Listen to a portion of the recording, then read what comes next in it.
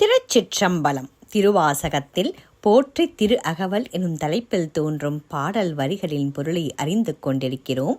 இன்று 40ஆம் வரி முதற்கொண்டு 50ஆம் வரி வரையிலான பொருள் விளக்கத்தை அறிவோமா? வாருங்கள். புல்வரம்பாய பல துறை பிழைத்தும் தெய்வம் என்பதோர் சித்தமுண்டாகி முனிவில்லாததோர் பொருளது கருதலும் 6 கோடி மாயா சக்திகள் வேறு வேறு தம் மாயைகள் தொடங்கின. ஆத்தம் ஆனார் அயலவர் கூடி நாத்திகம் பேசி நாத்தழும்பேறினர். சுற்றம் என்னும் தொல் பசு குழாங்கள் பற்றி அழைத்து பதறினர் பெருகவும். விரதமே பரமாக வேதியரும் சாதம் ஆகவே சாத்திரம் காட்டினர் என்று தொடர்கின்றன இப்பாடல் வரிகள்.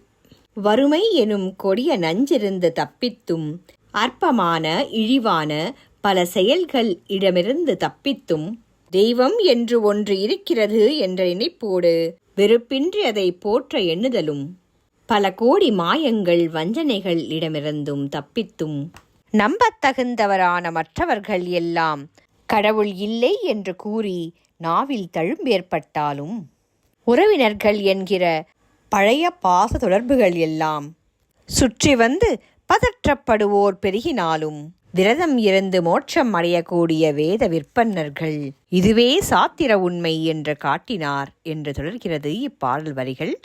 மீண்டும் சந்திப்போம்.